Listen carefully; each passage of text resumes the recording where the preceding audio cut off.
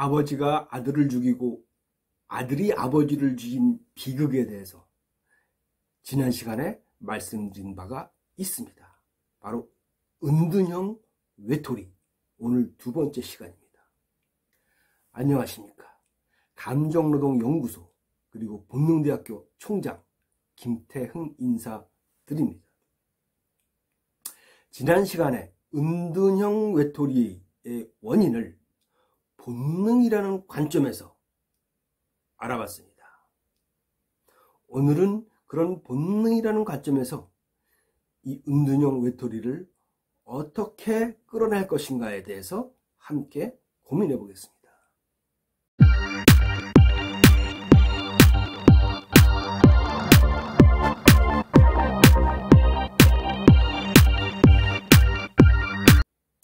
지난 시간에 은둔형 외톨이는 바로 서열 본능과 영역 본능에 아주 밀접하게 연관이 있다고 말씀을 드렸습니다. 즉 서열 본능이 박탈당한, 사회에서 취직이 안 되거나 또는 다른 사람에게 배신을 당한다거나 학폭이나 왕따를 경험한다거나 또는 부모님의 지나친 간섭과 통제 또는 폭력, 이런 걸로 인해서 서열이 박탈되면 뇌와 몸이 코티졸 상태가 되고, 이것은 인간이 견뎌낼 수가 없는 상태이기 때문에 이것을 벗어나기 위해서 바로 영역을 지배하는, 그러므로서 코티졸 상태에서 벗어나고 그리고 세로토닌 상태로 가기 때문에 바로 영역 본능 때문에 은둔형 외톨이가 생기고 나는 자연이다 같은 이런 현상이 생긴다라고 설명을 드렸습니다. 여기서 중요한 것은 바로 내가 지배하고 내가 이곳에서 마음대로 할 수 있는 공간이라는 것이 대단히 중요합니다. 즉 영역 본능 속에서는 바로 그곳에서 서열이 내가 최상위에 있는 것입니다. 나는 자연인이다. 그곳에서는 아무도 간섭을 하지 않습니다. 아무도 통제를 하지 않습니다. 아무도 아침이 일찍 일어나라고 이야기하지 않습니다. 내가 마음대로 선택할 수 있습니다. 노동이라는 관점에서 보면은 대단히 피곤하고 힘든 일일 수 있습니다. 스스로 먹을 것도 구해야 되고, 그리고 스스로 집도 지어야 되고, 거친 환경에서 살아야 되지만, 그러나 그것을 스스로 선택하고 스스로 지배하고 스스로 통제할 수 있다는 것이 바로 영역 본능이고, 스스로 통제한다는 것이 바로 우리 몸을 세로토닌 상태로 만들어주기 때문에 그렇습니다. 이런 관점에서 은둔형 외톨이를 이해할 필요가 있습니다. 내가 있는 이 방만큼은 내가 통제하고 내가 마음대로 할 수 있는 것입니다. 특히 그 속에 뭐가 있느냐? 컴퓨터가 있습니다. 컴퓨터 속의 게임 세계는 그 누구도 간섭할 수 없는, 내가 지배하고 내가 통제하는 세계입니다. 그런데 이 방을 벗어나고 컴퓨터를 벗어났을 때는 다른 사람이 나를 지배하고 나를 통제하고 심지어 폭력을 행하고 배신하고 또 회사에 취직이 안 돼서 서열 박탈이 되는 이런 상태가 되는 것이죠. 그러나 내가 지배하는 공간에서 내가 통제할 수 있다는 이것은 본능이라는 관점에서 봤을 때 바로 서열 회복이며 영역 회복인 것입니다. 그래서 우리 몸과 뇌가 세로토닌 상태가 되고 안심이 되고 그리고 안정감을 찾고 행복을 느끼게 되는 것입니다. 그래서 은둔형 외톨이에게 너 더 이상 이렇게 살면 안 된다. 빨리 바깥으로 나와라. 너 도대체 왜 이러느냐? 라고 비난을 하게 되면은 안 됩니다. 왜냐하면 그것은 통제와 간섭으로 서열을 박탈하기 때문에 그렇습니다. 바로 그들은 통제와 간섭으로 인해서 그것을 도피하기 위해서 자기 방에 틀어박혔는데, 다시 그들을 비난하고 그리고 그들에 대해서 이 사회에 대해서 나오라고 명령하고 강요하는 것은 더 그들을 힘들게 하는 것이기 때문입니다. 이런 관점에서 봤을 때 얼마 전에 일어난 아들이 아버지를 죽인 사건, 아버지가 아들 방에 마음대로 들어가서 아들이 없을 때 청소를 하고 그 방에 있는 소파를 바깥으로 빼내고 다른 소파를 집어넣었다고 합니다.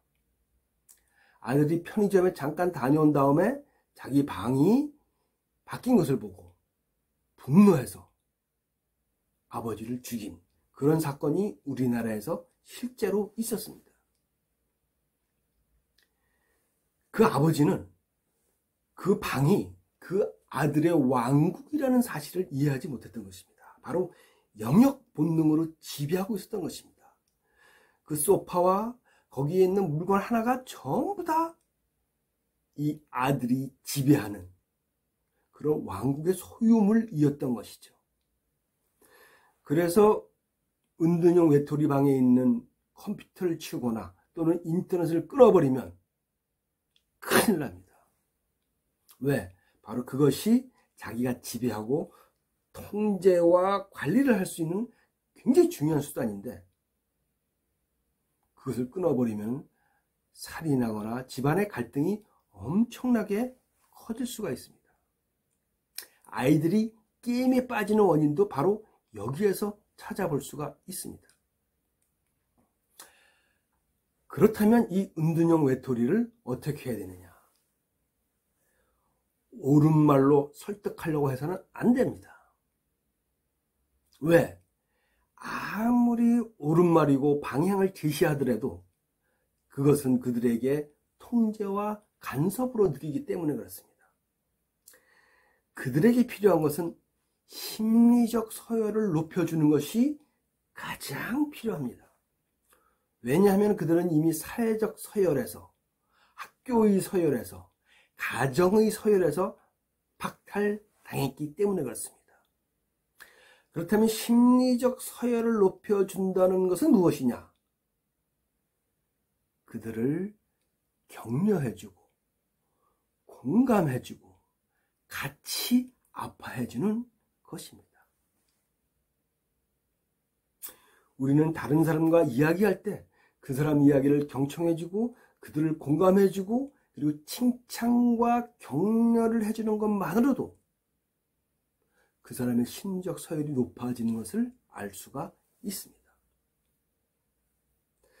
그래서 은둔형 외톨이로 들어간 아들이나 딸이 집에 있으면 그들을 절대로 비난하거나 그들에게 다른 길을 제안하려고 하지 말고 오히려 그들의 아픔에 대해서 공감해주고 말을 하지 않으려고 하면 편지라도 써서 그 방에 들여보내줘야 합니다. 네가 이렇게 아픈지 내가 몰랐다. 나는 너를 정말 사랑한다. 너는 이러이러한 것을 정말 잘하는 아이였는데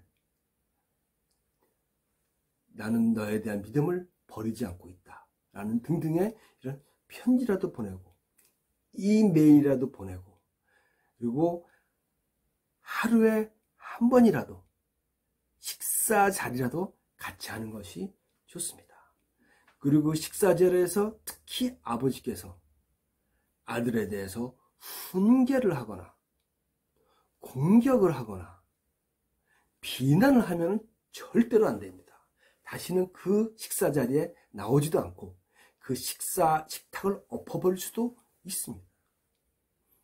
그 식사 자리에서 그냥 말없이 공감해주고 격려해주는 그런 이야기만 해야 됩니다.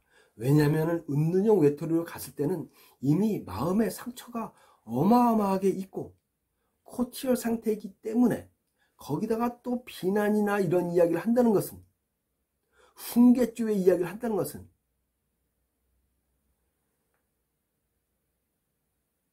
정말 불난데 기름을 끼얹는 그런 격이기 때문에 그렇습니다. 그래서 하루에 한 번, 일주일에 한두 번이라도 가족의 식사 자리에 끌어내는 것이 우선 가장 중요합니다. 그리고 이 사회에 다른 사람과 관계를 맺게 해야 되는데 일주일에 한 번 정도 로또를 사게 하는 것도 하나의 방법입니다. 미안하지만 요 앞에 편의점에 가서 로또라도 한번 사와 보지 않겠느냐라고 한 5,000원이라도 주면서 로또 심부름을 시키고 그리고 그 로또를 그 아들에게 딸에게 주고 이게 당첨이 되면 네가 마음대로 써라 라는 조건을 걸고 로또라도 한번 사오게 하는 것입니다. 그 과정에서 그 본인 스스로 모든 것을 할 수 있고 자기가 통제할 수 있게 하는 그런 관념이 굉장히 중요합니다. 즉 은둔형 외톨이는 자기가 통제하고 자기가 마음대로 할 수 있는 그런 영역, 그런 서열 이런 것을 엄청나게 갈구하고 있습니다.